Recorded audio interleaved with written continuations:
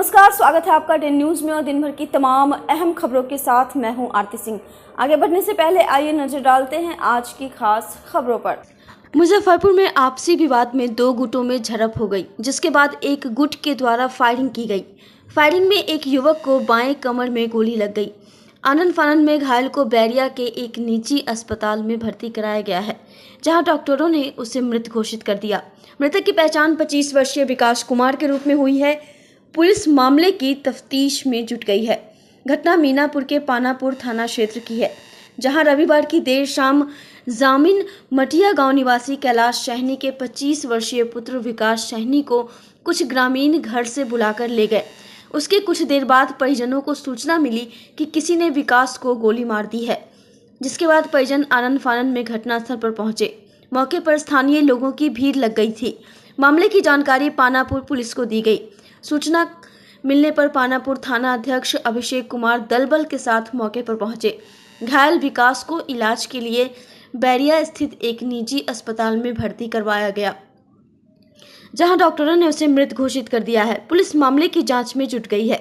घटनास्थल और आसपास के लगे सीसीटीवी को खंगाल रही है। आपको बता दें कि परिजन गांव के ही कुछ लोगों पर हत्या का आरोप लगा रहे हैं। विकास दो भाई है। छोटा भाई नवल फूल का दुकान चलाता है, वहीं विकास मजदूर सप्लाई का काम करता था, जिसके एवज में उसकी अच्छी कमाई होती थी। विकास हैदराबाद, दिल्ली, असम समेत कई राज्यों में मजदूर को भेजता था, जिसके एवज में विकास को कमीशन मिलता था। विकास ठेकेदारी का काम करता है। वो मजदूरों को दूसरे प्रदेश में काम करने के लिए भेजता था। विकास वर्तमान में हैदराबाद में रह रहा था। इसी वर्ष अप्रैल महीने में विकास के बहन की शादी थी, जिसके लिए वो घर आया था। पानापुर थानेदार अभिषेक कुमार ने बताया कि अज्ञात बदमाशों के द्वारा एक युवक को गोली मारी गई। उसे इलाज के लिए अस्पताल में भर्ती कराया गया है, जहां डॉक्टरों ने उसे मृत घोषित कर दिया है। मामले की तफ्तीश की जा रही है। प्रथम दृष्टया ये मामला आपसी विवाद का लग रहा है।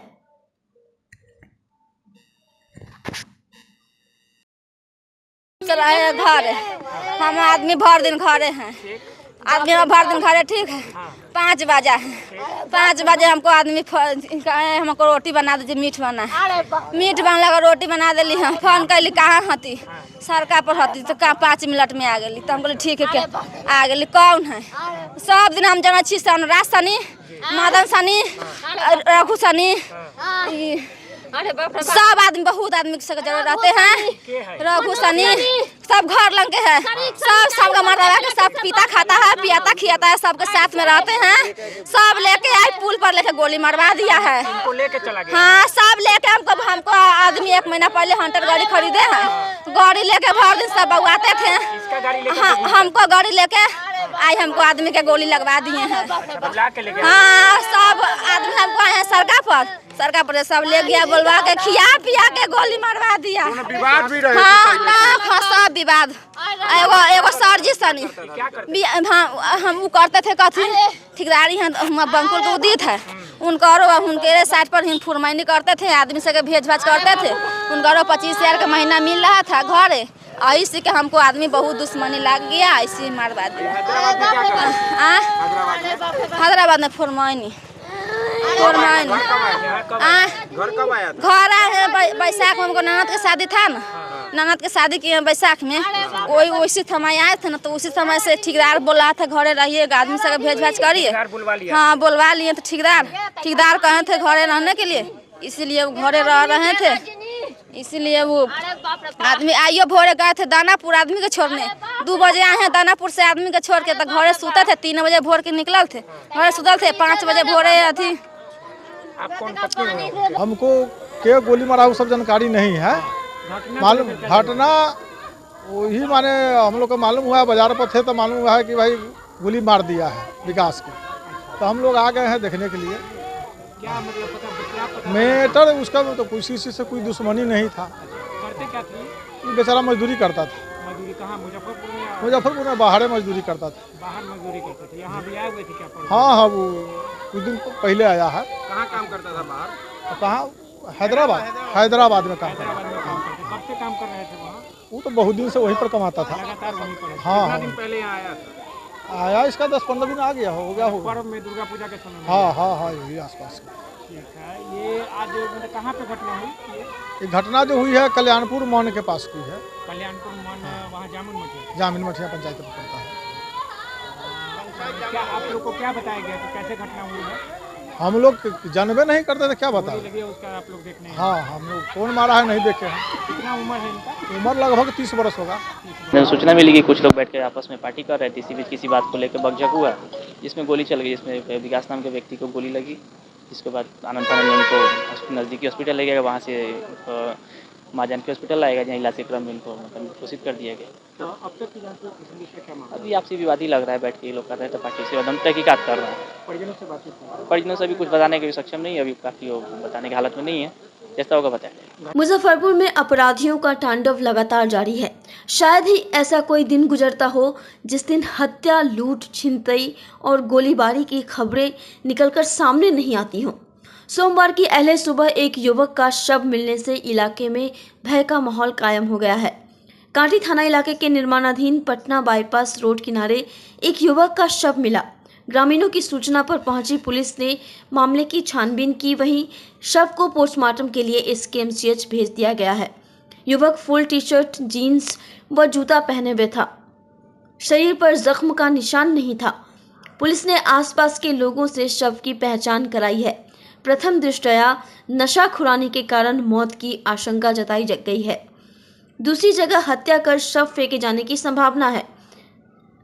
थानाध्यक्ष सुधाकर पांडे ने बताया कि शव मिलने की सूचना पर पुलिस गई थी। सभी बिंदुओं पर जांच की जा रही है। पोस्टमार्टम रिपोर्ट आने के बाद ही मामले का खुलासा हो सकेगा।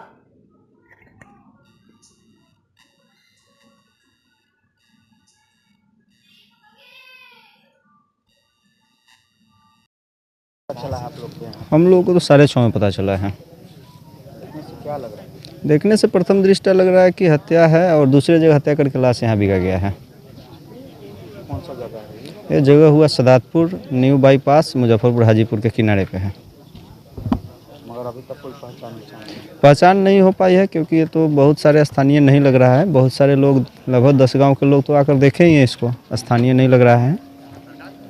आए दिन बिहार में यही सब तो हो रहा है। पुलिस आई है? हाँ, पुलिस तो आई है, लेकिन उस पर पुलिस अपना काम कर रही है। प्रथम दृष्टया दूसरे जगह मार करके यहाँ बिगा गया है। अपराधियों का हाँ दिख रहा है, गर्दन पे दाग है, पैर में भी दाग है। अपराधियों का मनोबल बढ़ा हुआ है। प्रशासन से निवेदन है कि इस रोड पे भी गश्ती दल बढ़ाया जाए, ताकि आने वाले दिनों में इस तरह की और घटना न घटित हो, क्योंकि इस तरह की घटना होने से समाज में भी डर का माहौल रहता है। प्रशासन की विफलता तो नहीं कह सकते हैं, क्योंकि अभी ये एनएच निर्माणाधीन है, लेकिन फिर भी हम लोग ग्रामीणों की अनुरोध है कि इस पर भी गश्ती दल दिया जाए। मुजफ्फरपुर का लकड़ी ढाई कोठी मोहल्ला सोमवार को रण क्षेत्र में तब्दील हो गया। जमकर पत्थरबाजी हुई, कई घरों के शीशे को तोड़ दिया गया। उपद्रवियों ने एक 4 व्हीलर समेत आधा दर्जन बाइक को क्षतिग्रस्त कर दिया। इस घटना के बाद मोहल्ले के लोगों के बीच दहशत का माहौल है। इलाके में तनाव को देखते हुए सिकंदरपुर पुलिस के साथ भारी संख्या में पुलिस बल की तैनाती की गई है।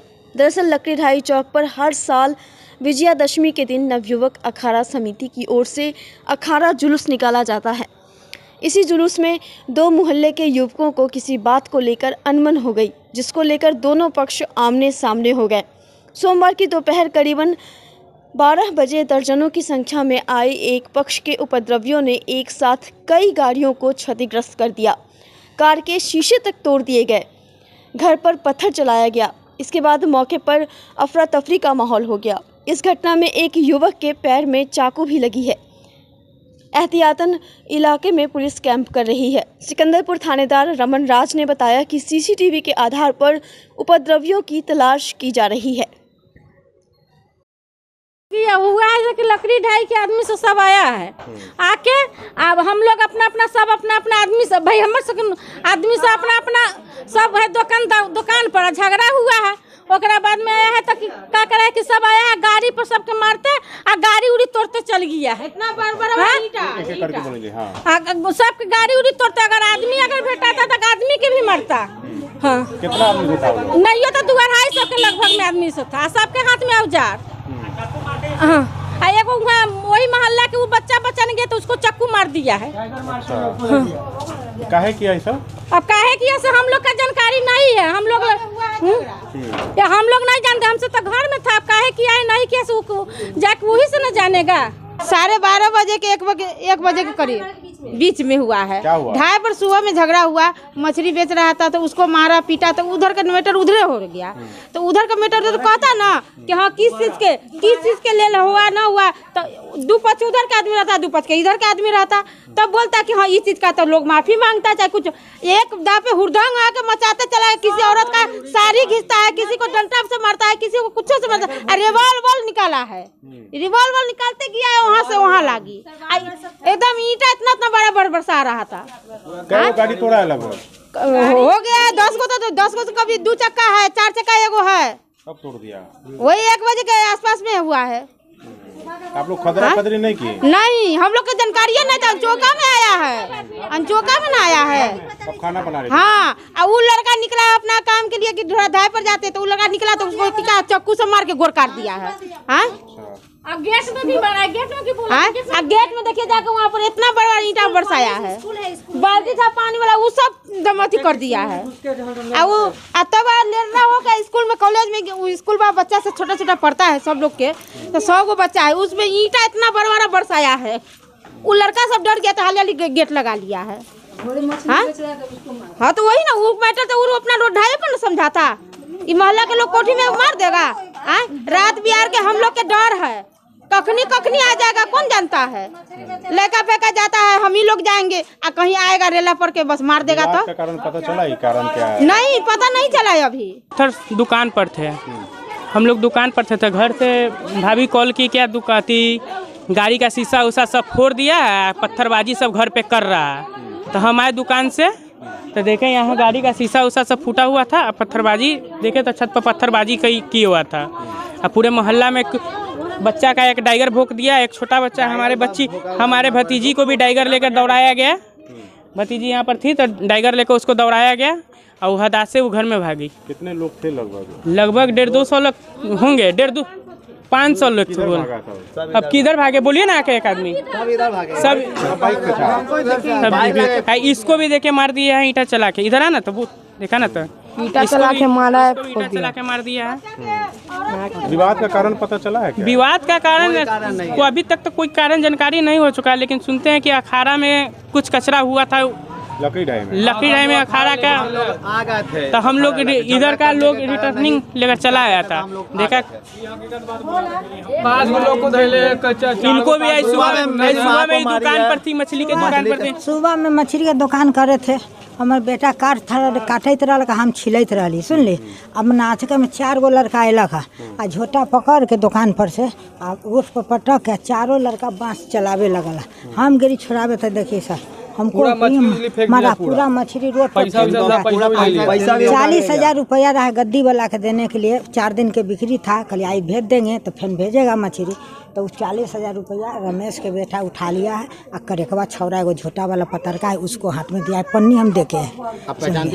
हाँ, लड़का 4 को पहचाने। पैसा लेके भाग गया। हाँ, पैसा लेके भाग गया, मछली सब छीट दिया, सबको मारने का धमकी दिया। घर में घुसा है, घर में घुस के बच्चा सब हम ठेलिए रहे घर में, ताले वो बच्चा को मारा है। घर में गुप्ती लिए हुआ था कि चाकू लिए था, का लिए था, मारा है। औरतों से लेके मार के घुसाया है। सब कोई बंदूक सब लेके, सब औजार लेके खड़ा था। किसको लगा? चक्कू हमारा पोता है एगो सियान, वही उसी को लगा है चक्कू। शिवम है। शिवम को लग गया? हाँ। अच्छा, कहाँ पर लगा? पैर में? पैर में, यहाँ पर लगा है, खूने ना पड़ रहा था। सब लेके कैसे हॉस्पिटल में भर्ती है? हाँ। कहाँ भर्ती? मुजफ्फरपुर शहर के व्यस्ततम इलाकों में हो रही चोरी की वारदातों से लोगों की नींद उड़ गई है, लेकिन पुलिस मानो चैन की नींद सो रही है। गश्त और सुरक्षा के माकूल प्रबंध रहते तो संभवतया चोरी की वारदातें भी रुक सकती थीं, लेकिन ऐसा नहीं हो रहा है। पुलिस की रात्रिकालीन गश्त को धत्ता बताते हुए चोर आए दिन वारदातों को अंजाम दे रहे हैं।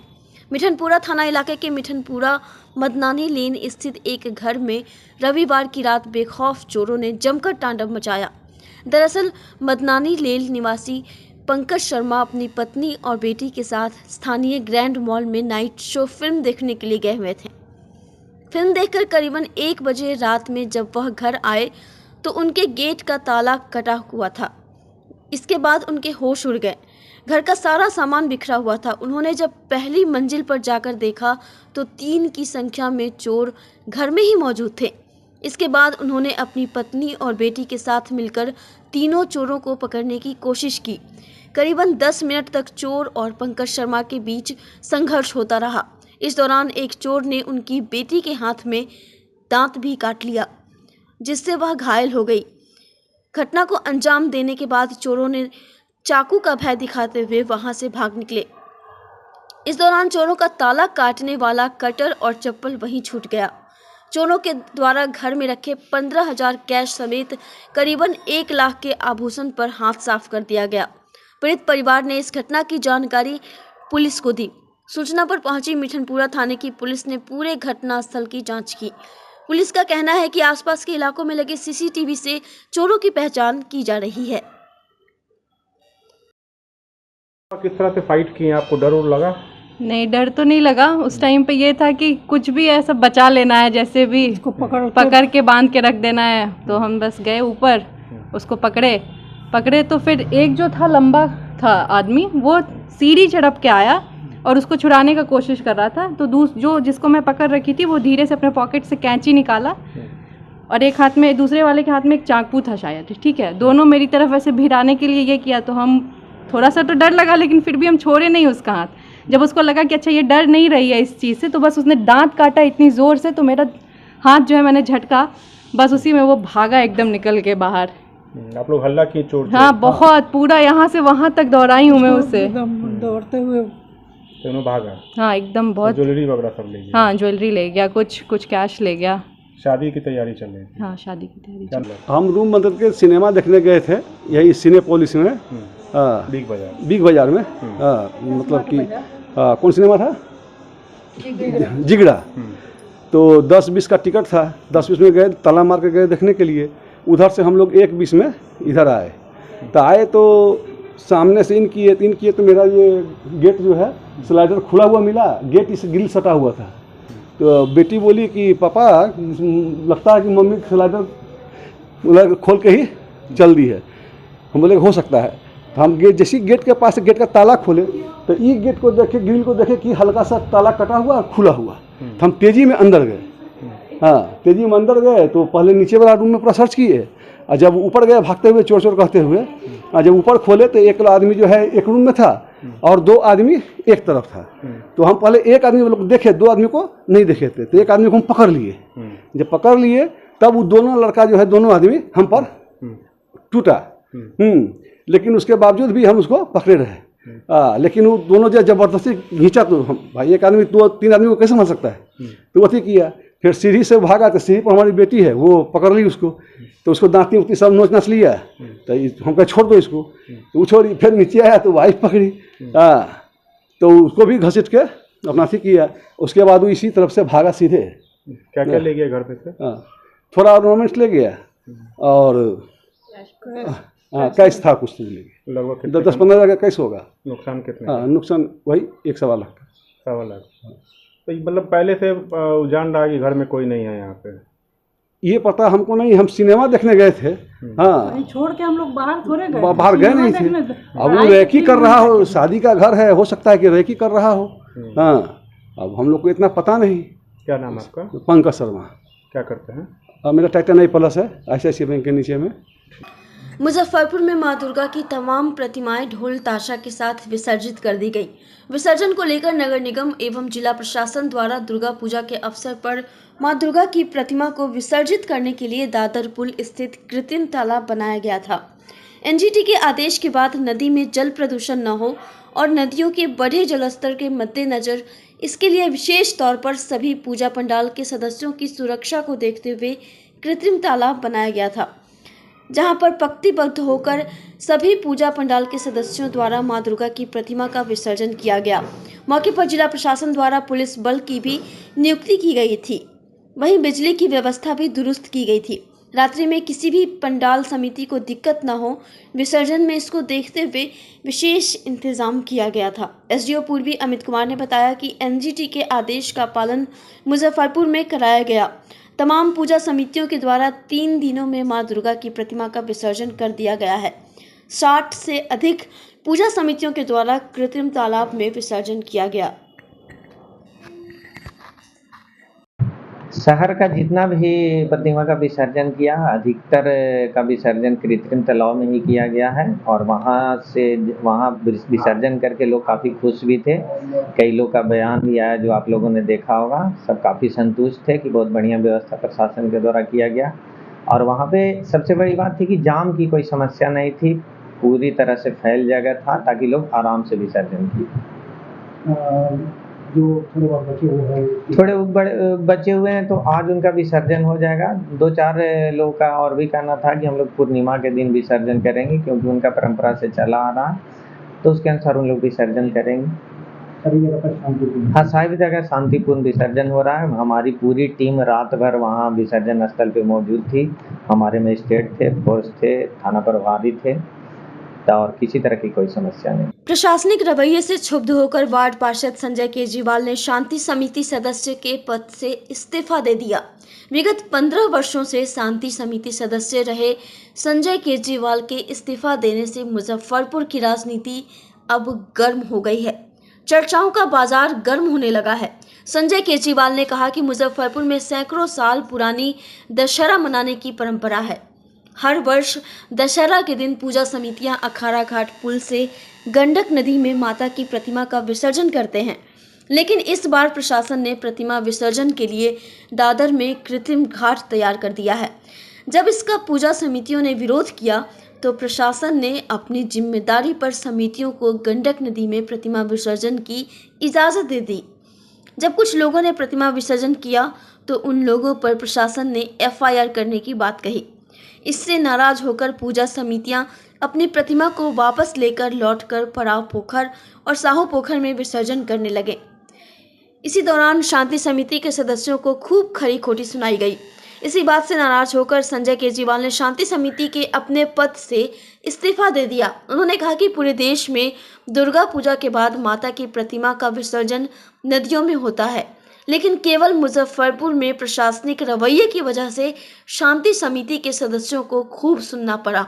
उन्होंने कहा कि जब हमारी बात प्रशासन नहीं मानेगी तो फिर समिति में रहने का क्या फायदा।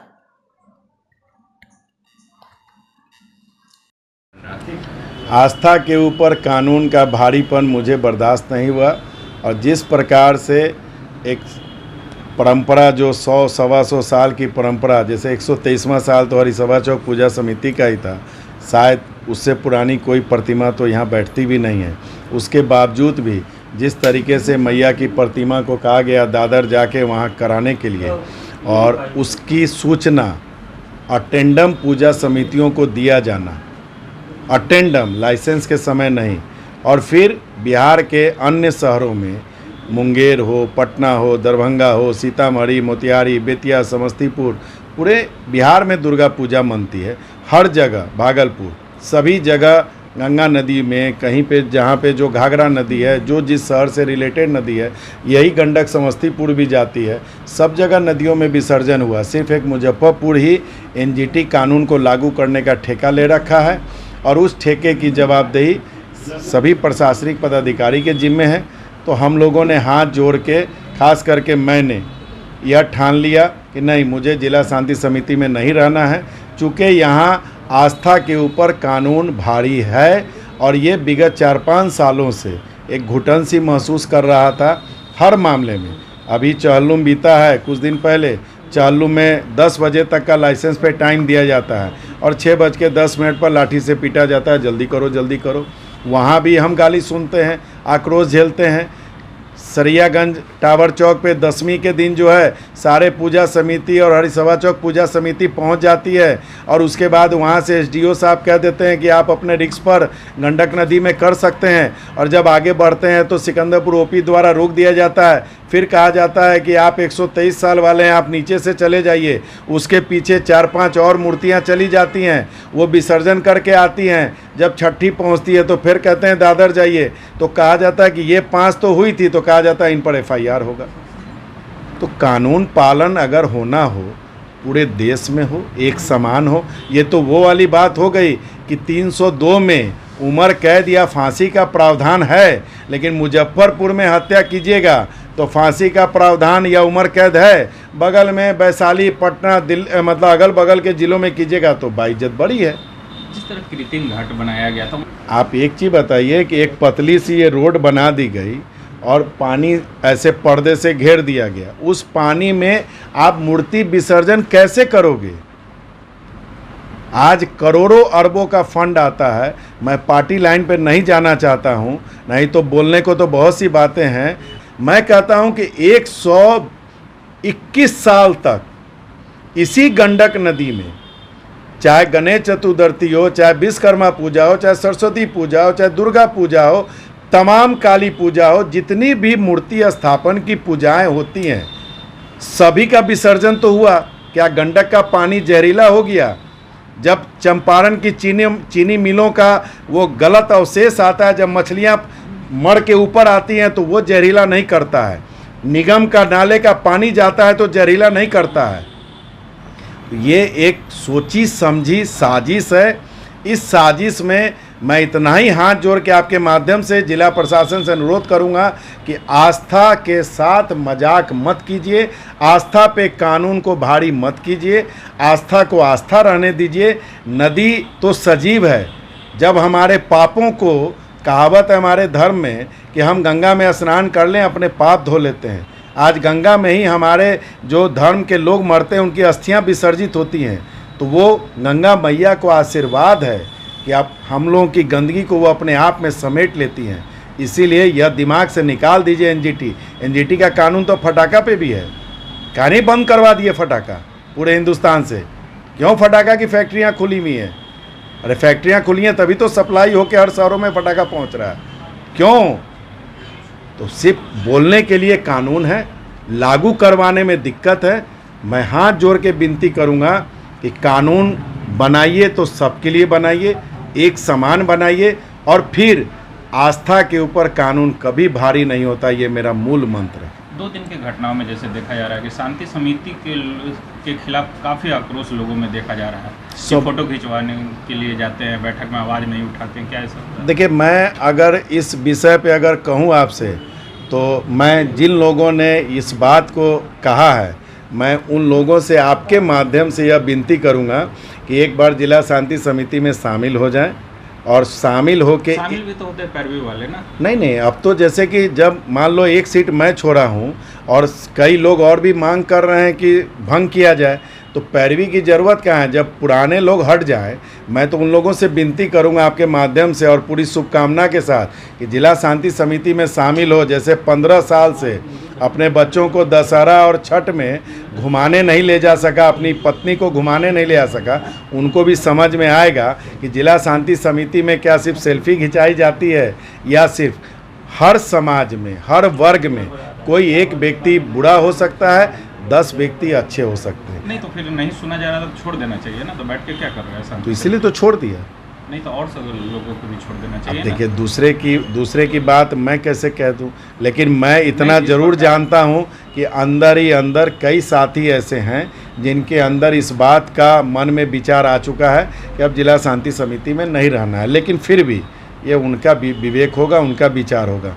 मैं आपके सामने पूर्ण वचनबद्धता के साथ यह कह रहा हूँ कि कल मैंने डीएम और एसपी साहब को इस्तीफ़ा भेज दिया था, और ईमानदारी से बता दूं कि दुनिया की कोई ताकत आ जाएगी संजय केजरीवाल को जिला शांति समिति में सदस्य के रूप में मेरे 9 मन लकड़ी में जाने तक आप नहीं देखिएगा। बहुजन समाज पार्टी और उनकी नेत्री बहन कुमारी मायावती की सर्व समाज में बढ़ती लोकप्रियता से सत्ता और विपक्ष में हड़कंप मचा हुआ है। ये बातें बहुजन समाज पार्टी के द्वारा आयोजित पारू के सरैया प्रखंड के गोपी धनवत पंचायत के विष्णुपुर दुबियाही गांव में बैठक को संबोधित करते हुए जिला प्रभारी बसपा नेता विजय कुमार सिंह ने कहा। भाजपा विधायक अशोक कुमार सिंह के द्वारा प्रायोजित आक्रोश मार्च को बहुजन समाज पार्टी के साथ धोखा बताया और कहा कि 20 वर्षों से ये क्षेत्र का नेतृत्व कर रहे हैं। इनकी पार्टी की देश और राज्य में सरकार है।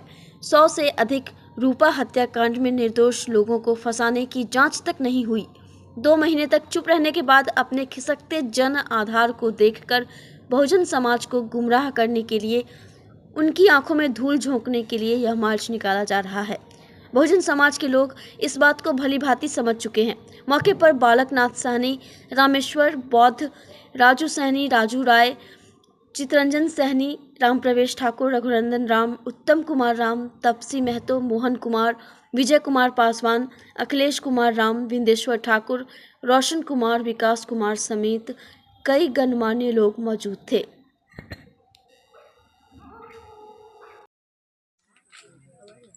बहुजन समाज पार्टी की बढ़ती हुई लोकप्रियता के कारण पक्ष और विपक्ष घबराया हुआ है।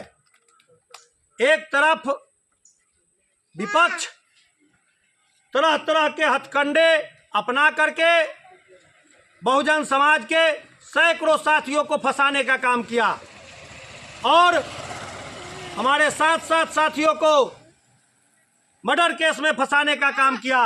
वहीं सत्ता में आसीन पारू का विधायक अशोक कुमार सिंह पिछले 2 माह से खामोश पड़ा हुआ था और आज एक नौटंकी यात्रा निकालने का काम कर रहा है।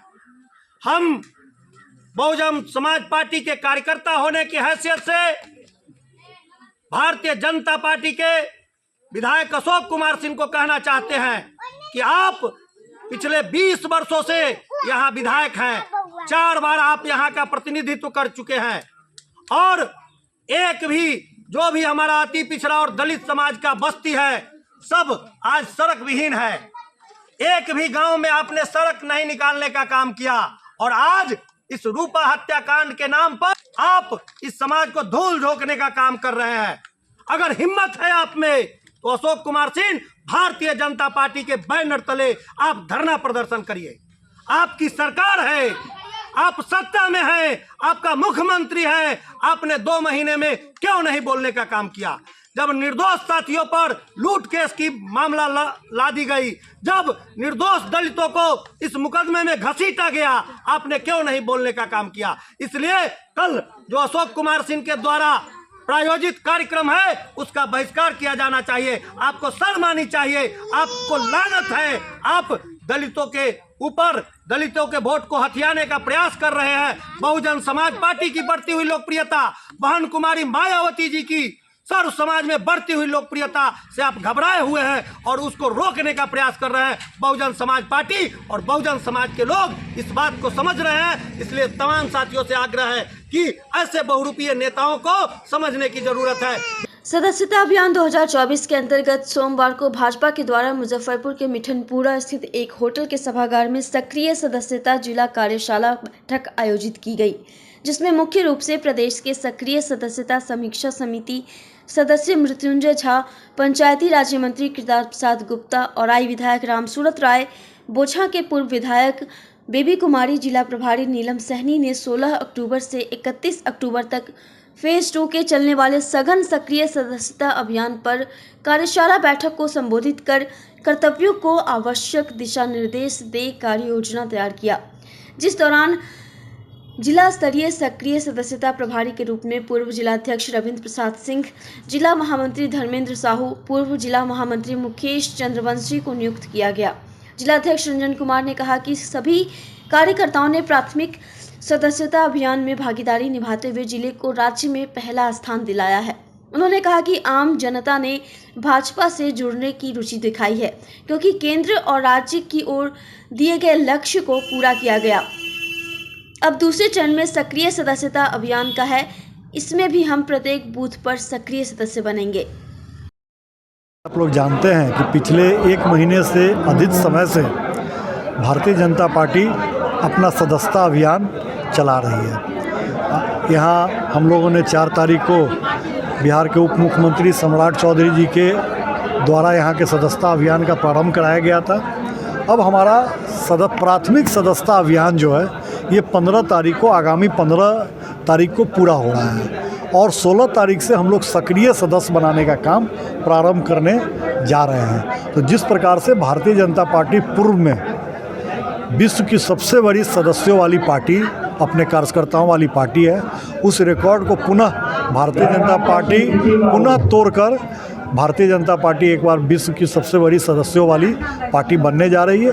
सदस्यता अभियान में सक्रिय सदस्य बनाना अपना एक आंतरिक प्रक्रिया है जो हम लोग पार्टी के अंदर करते हैं। हम लोग फिर सक्रिय सदस्य बनाने का भी हम लोग का लक्ष्य, एक बड़ा लक्ष्य है। जिस प्रकार से हम लोगों ने बिहार में मुजफ्फरपुर ज़िला सबसे भारतीय जनता पार्टी का सदस्य बनाने में अव्वल है, उसी प्रकार से हम लोग का प्रयास होगा कि सक्रिय सदस्य बनाने में भी मुजफ्फरपुर ज़िला।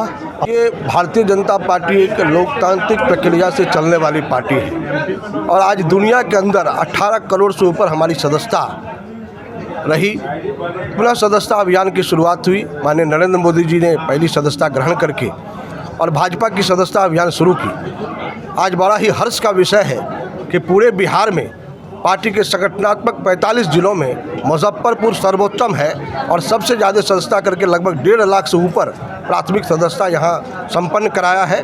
अभी 15 तक लक्ष्य है और आगे बढ़ने की संभावना है। सक्रिय सदस्यता का जो प्रारंभ है वो 15 तारीख से शुरू हो जाएगा, यानी 16 तारीख से इसका विधिवत प्रदेश में शुरू होगा। माननीय सम्राट चौधरी जी, डॉक्टर दिलीप जायसवाल जी सदस्यता ग्रहण करके विजय सिन्हा जी शुरू करेंगे और उसके बाद प्रत्येक जिलों में यह सक्रिय सदस्यता का अभियान शुरू होगा।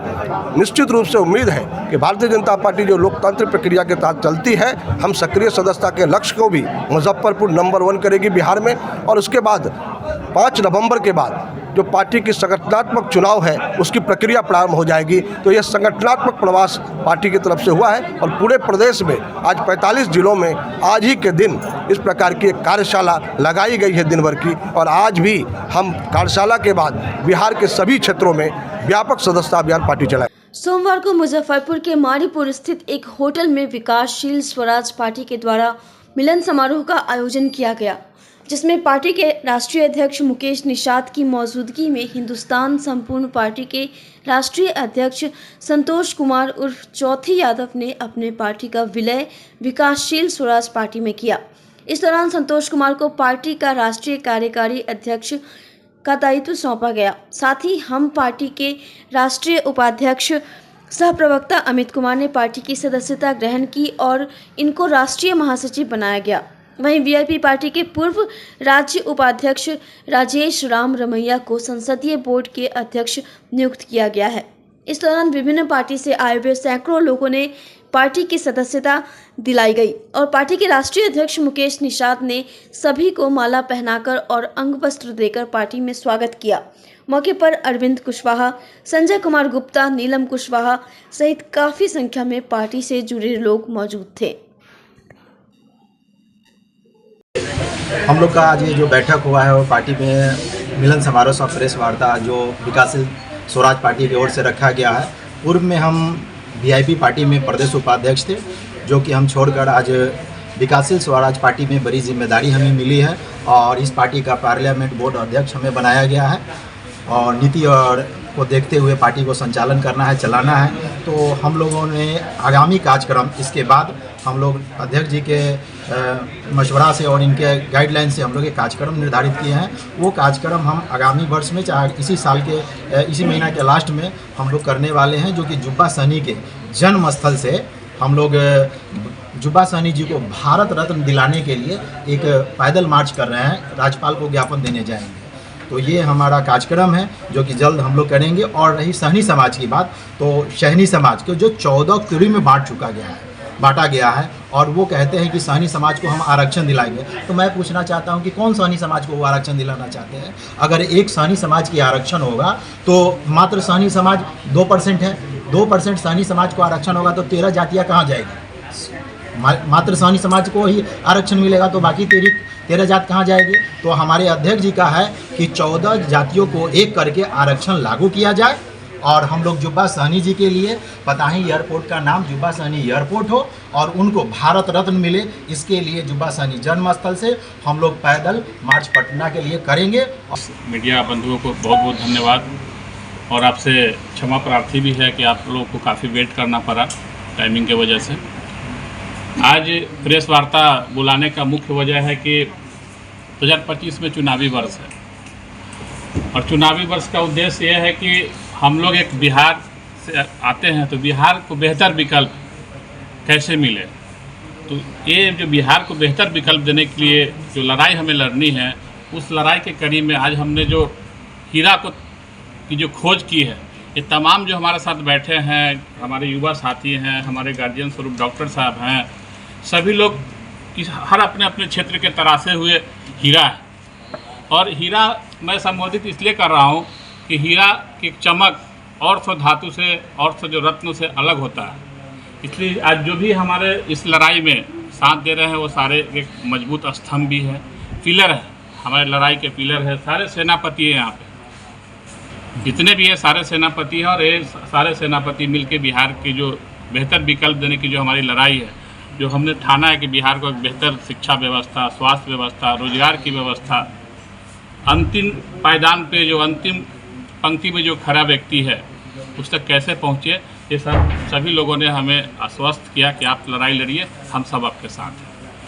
इसी सब बातों को लेकर आज हमने प्रेस वार्ता बुलाई है और जो अन्य दल से हमारे विचारधारा सहमत होकर हमारे दल में आए, सभी का हमने स्वागत हम लोग के सामने समक्ष किया है। और ये सब लोग आप एक दल जो विकासशील स्वराज पार्टी है, जो हमारी दल है, वो सब आज दल के सब सदस्य और मजबूती से आगने वाले चुनावी हो चाहे कोई भी जन समस्या का मुद्दा हो, सब लोग साथ मिलकर लड़ेंगे। आज की खबरों में बस इतना ही। कल फिर मिलेंगे कुछ नई खबरों के साथ। तब तक के लिए हमारी न्यूज़ टीम को दीजिए इजाज़त। नमस्कार।